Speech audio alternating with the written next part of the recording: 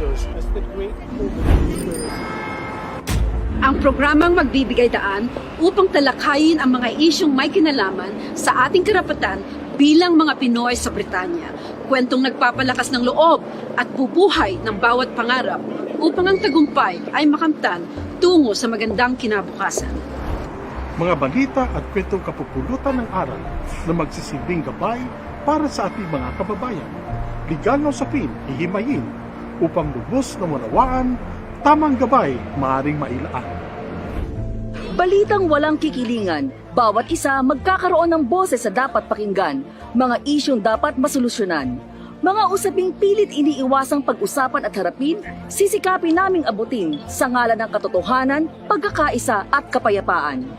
Mga kwentuhang pakikipagkapwa-tao, pagtutulungan at pagkakaisa bilang mga Pinoy sa iba't ibang bahagi ng Britanya, bayanihan at kumustahang magbibigay inspirasyon sa ating mga kababayan. Ganda ng buong Britanya ang hatid namin sa inyo. Pasyalang kagigiliwan, kwentong simple, pero kapupulutan ng aral. Biyahe, lakwatsa, at kwentuhan, tiyak mag-e-enjoy kayo. Iba't ibang kwento ng buhay, nais naming isalaysay na aral ng buhay ang tangi naming inaasam. Sa bawat larangan, angat kakabayan, talino at galing ng Pinoy, hinangaan at may magpalaki sa buong Britanya. Mula sa salaysay ng bawat buhay, kwentong palasyo patungong paraiso, hatid namin ang saya, inspirasyon at galak sa lahat ng Pinoy sa buong Britanya. Galing ng Pinoy sa mangdako ng mundo, nag-iwan ng marka sa larangan ng industriya. Mula sa Pinoy, para sa Pinoy, sa Britanya. Ako si Amy Baliao. Babu Gamboa. Carol Panday. Rapa. Susan Pelaez Robinson. To ang Britanya ngayon, laban lang!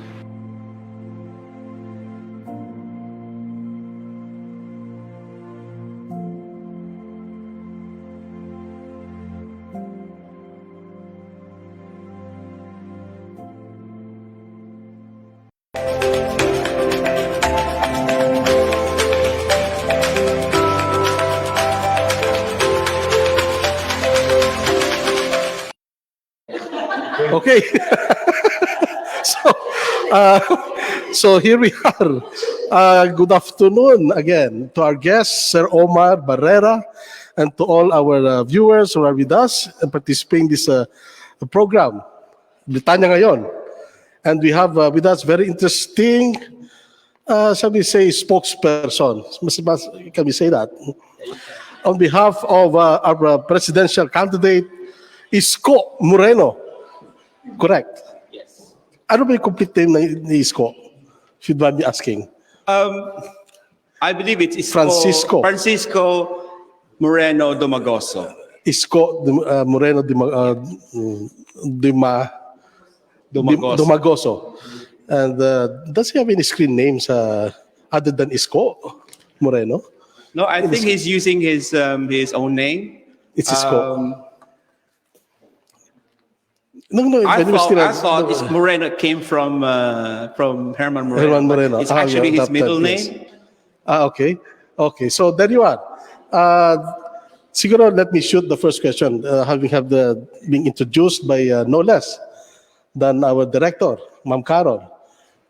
Siguro by this time, it's fair to say that you can speak. Shall we say, deeply and about how the candidate will go as far as Isko Moreno is concerned. Do you really know him personally, and then have you had chance encounter with him, perhaps? Just for everyone to be aware, I'm not actually. The only reason why I'm here is I'm supporting Isko Moreno 101%, and he has no connection with me apart from me supporting him. And, that's on principle, and then yes, I think that's the only but reason. that's good enough. Don't get me wrong. That's good enough. I might not be the best person to be here, though, but I'll try to answer your questions. That's not really the best way I can. Yes, it's not really a worry. But anyhow, you come from Manila? No, I came from Cavite City. It's not far from Cavite, Manila. okay, yeah. So let me shoot the first question. which I think is very common to all the candidates. We normally ask this question. Sure. Why should voters vote for Isko Moreno? So why do you think? What will be the factors, if you say, that can convince and encourage people to vote for Isko?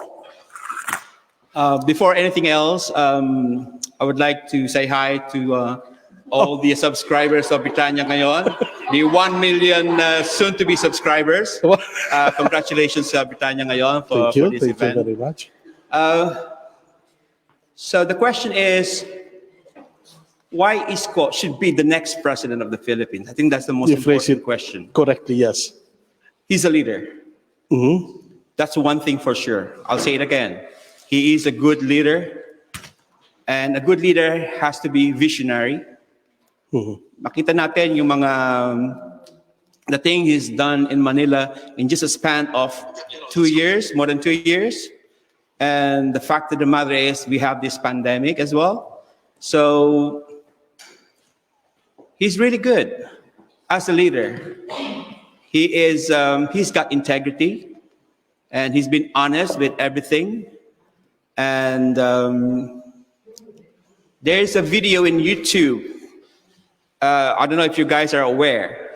It was posted in YouTube like 15 years ago, and he actually resigned in the majority. By then, he was only I think he was only a councilor in Manila, and he said, if I quote, sinabi niya na mas maigi pa ang pakiramdam niya dati na siya isang basurero, na siya ang nagtutulak ng kariton, kaysa maging siya ay isang kariton na ang laman ay basura at tinutulak ng kung sino-sino. Ibig sabihin nito ay yung integridad ng isang tao, yung pagiging honest niya, na mas mainam sa kanya yung kanyang paninindigan, ang kanyang prinsipyo sa buhay. And then, that inspired me a lot. Nakita ko, this is the guy. Ito yung hinahanap ng tao eh. Ito yung kailangan ng isang bansa para mamuno. Sinabi niya na, just like Manuel L. Quezon said, my loyalty to the party ends where my loyalty to the country is. Napakahalaga yon, na mas pinili niya ang nakakarami kaysa sa mga iilan. So that shows integrity sa kanya. But mind you, this is exactly the same issue, I believe, that was also charged against him because of turncoatism.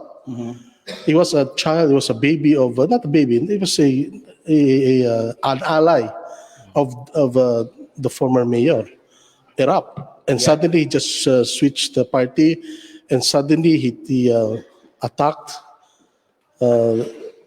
the political machinery that particularly put him into to what he is now. That is one of the issues. So how can you comment on that? I don't expect you to answer, but perhaps you just give us your comment. As far as I know, I believe he mentioned that he's got his own party, political party, and he's been borrowed to join another party. He was invited to join another party, like the alliance with Mayor Lim.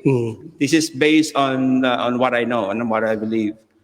And when he went to President Estrada, he was invited again, but he belonged actually to his original political party. Well, that doesn't mean that na may sinabi kang hindi maganda sa iyong ally. That doesn't mean it's a bad thing. It may be a bad thing for do sa kanyang kadalaban, like si Mayor Lim or si Mayor Estrada. But also, it's good for the country. It's good for the people. Kasi naandun siya eh. Check and balance. Ibig sabihin nun, may check and balance. Ibig sabihin nun, ay kailangan mapanuri eh. Ang tao kailangan maging mapanuri kung tama ba ang ginagawa. Kahit ako, sa isang organization, if I believe there's something fishy going on, if I believe na if I think I'm not happy about it, about something, then I have to say something. You know, hindi naman dahil may sinabi ka, masama na yon. So, kailangan lang siguro na sabihin ni Isko Moreno na may mga bagay na ginagawa ang kanyang mayor na sa tingin niya ay hindi tama o hindi dapat. So let's raise some topics. Although I don't really expect you to answer this deeply, but what I really want you to encourage us, to convince us on what you think is the stand as far as Isko is concerned on the issue of, let's say, peace and order.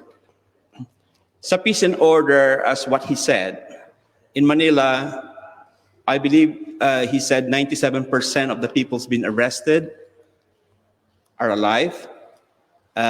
Contrary to what President Duterte is doing, that many people died, but that not necessarily means that's a bad thing, because we don't know what really happened. You know, maraming reasons bakit maraming namamatay sa panahon ni President Duterte.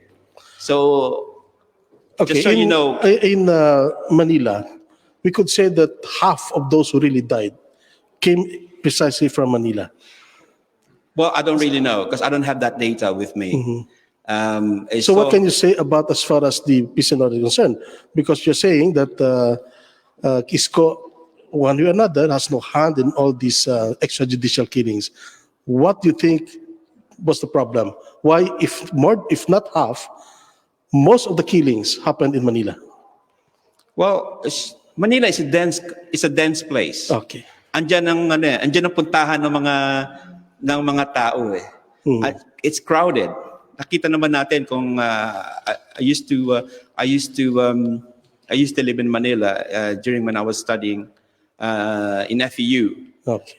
At nakita ko kung gaano sila crowded kasi yan ang puntahan ng mga tao from different provinces.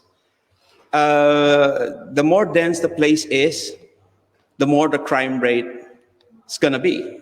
So it's still depending on the kung paano ayusin ng isang administration ito, yung peace and order. Okay. So how about on the graft and corruption?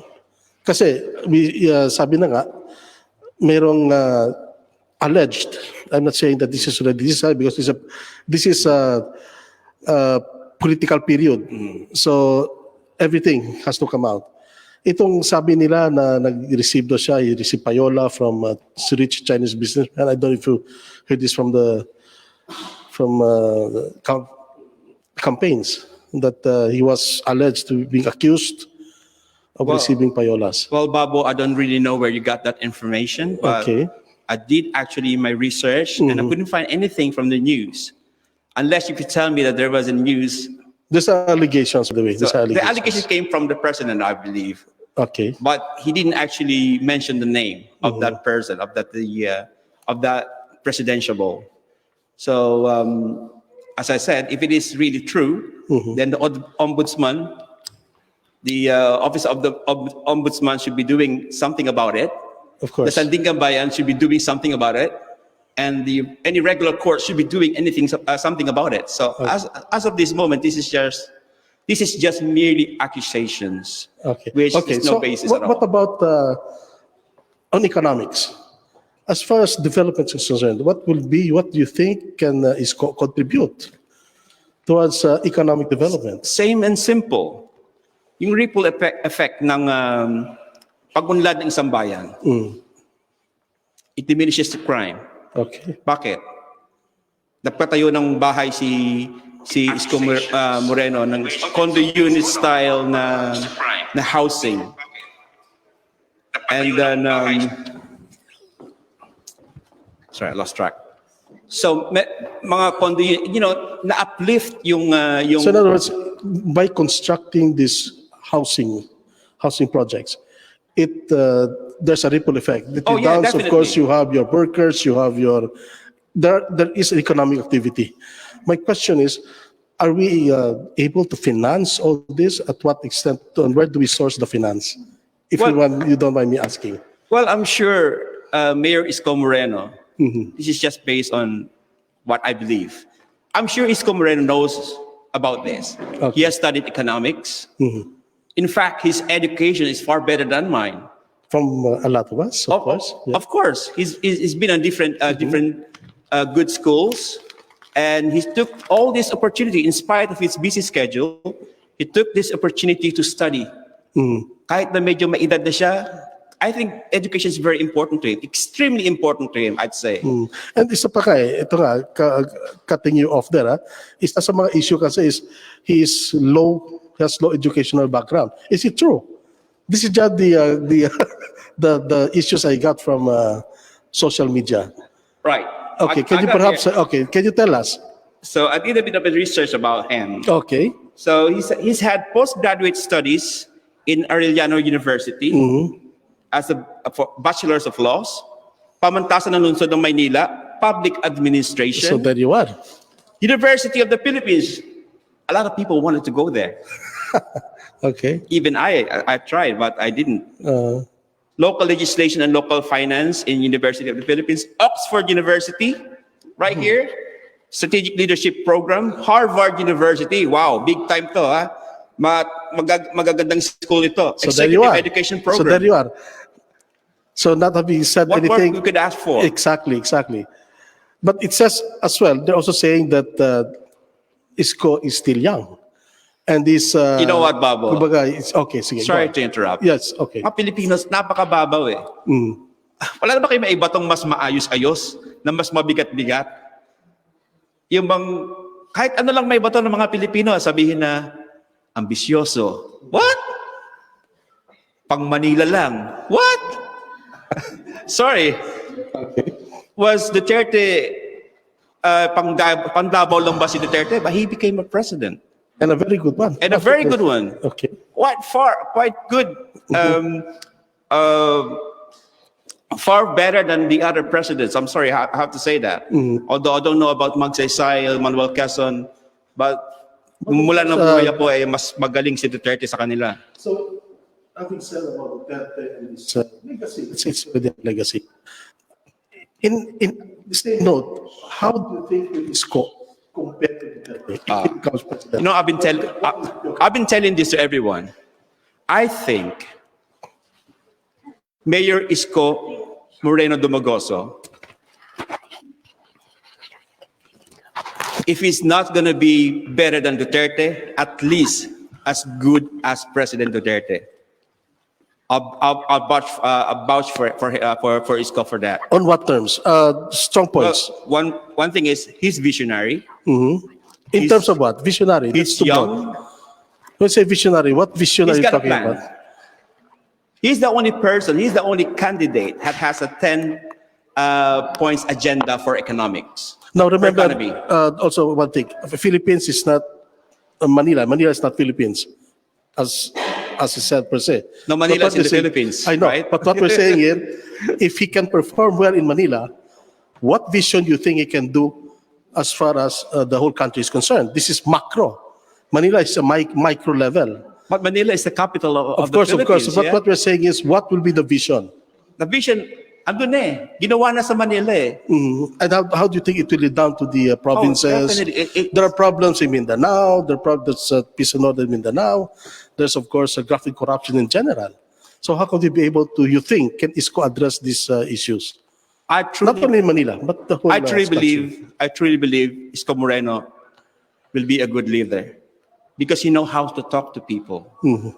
Imagine Divisoria, for so many administration that passed, hindi nila maayos-ayos ang Divisoria. Isko Moreno, 48 hours lang, 2 days lang. Okay. And he's done it really well. So there you are. And We only have so much time if you to... talk about corruption, Okay. for those past administration, for sure, there's corruption there. Pinatigil sabi nga ni Isko, anong ginawa niya? Wala. Wala siyang tinanggap. So everything has to stop. Sinabi niya, you know what? This is when he's had this interview with Karen Davila. You know what he said? I will move heaven and earth para malinis ang Manila. And he did it in just 2 years, 2.5 years, with pandemic. Okay. So there you are. We only have so much time for this segment. No, I wish I could have more time. Of course, we have given already 10 minutes. This is signal from the director. But anyhow, in 10 minutes, sir, perhaps what you'd like to share with the audience and what you think, and you could convince them. to vote for Isko. Go ahead, sir. Kung gusto nyo magkaroon ng 17 regional world-class, I'll say it again, world-class hospitals sa buong Pilipinas, vote for Isko.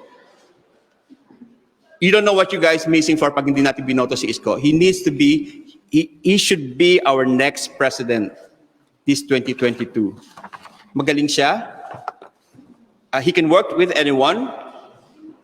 Alam mo naman dito sa UK, yung NHS, yung ating health system dito na napakaganda. Sa Pilipinas, pag nangyari yon, napakalaga sa Pilipinas na magkaroon tayo ng maayos na health system. National health Subsidized system. yan. Subsidized. Oh yeah, definitely, yeah. I think it's a matter of corruption. Are they It's a doing matter that in Manila, by the way? Do they subsidize medical need? Where? Medical care in Manila? I know Makati, they're doing that.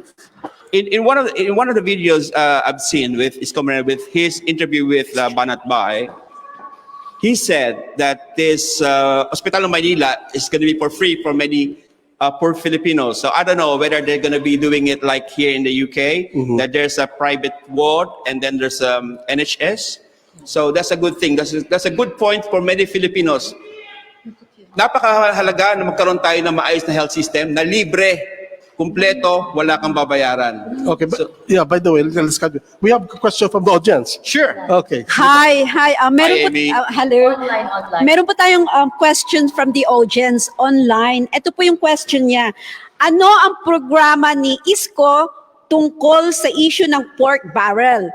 Ito ay isang daan ng korupsyon. Paano ito maiiwasan? Well, the only answer to that coming from me is I don't know. Because I don't know, I haven't heard anything about the pork barrel. So, hindi ako pwedeng magsalita, magbigay ng isang komento na hindi ko alam. So, if you want to address that question, address it to him or to his team. Okay. I'm sorry to say that. No, that's fine. Okay, follow-up question. Kung ikaw si Isko, ano ang what will be your answer? If you, for example, this is not from him, but it's for you I think pork barrel per se is not really a bad thing. Kailangan ng mga politiko yan eh. The only reason that making it bad is when it goes to corruption. I used to work in a government institution, so I would know. Pag may budget na 1 million, bibigay sa kontratista, plus kontratista, I scratch your back, you scratch mine. That is the reasons why, but para maiwasan natin yun, of course, because that is pera ng bayan, okay? It's the people's money.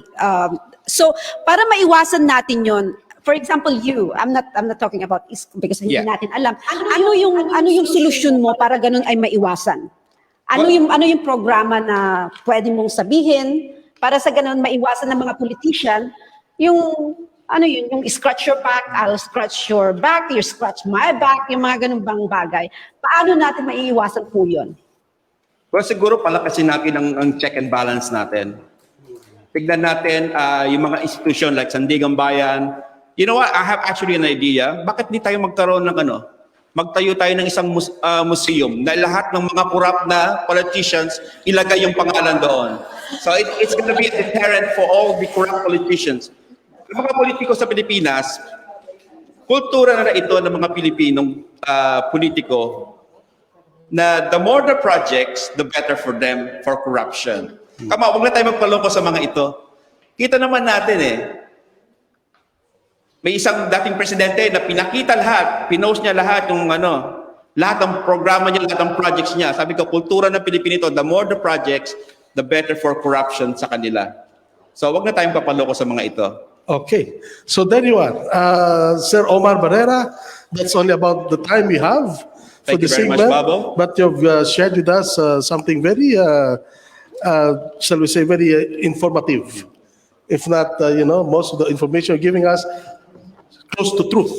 At saka you have a mind that perhaps that could be very good for as a spokesman for I could be a good politician though. Have you said that as well? could be a case as well to consider. But anyhow, your thoughts, you have already shared your thoughts. In the last, let's say, 1 minute, what are the things you want to tell the audience? Well, Isko Moreno has inspired many people. He has helped those people who are in need, and it is inspired them. I've seen a video about this girl. She's had kidney issues, and then nung gumaling siya, I think she's had the kidney transplant. Sabi niya, I'm gonna be a social worker so I can help other people as well. So Isko Moreno has inspired many Filipinos. And perhaps with that, we have to wrap up our program. That's only the time we have. And on behalf of Itanong Kay Babo and of course Omar Barera, thank you very much for coming. And on behalf of your team, Isko Moreno for president. Good luck, and may the best man win. And of course, we know that Isko is a very credible person to be the Thank next you very much, Bob, president for that matter. So Thank you very much. Salamat sa Britannia ngayon on behalf of my group. On behalf of my group, the Isko Global UK, salamat sa inyong lahat. And wag natin isipin natin kung sino ang pinakamagaling na presidente na candidate sa mga ito. He's visionary, he's young, he's got political will. Yun ang hanapin nyo. Ang isang presidente, ang isang candidate na merong political will. Salamat, Babo. Thank you. Thank you very much.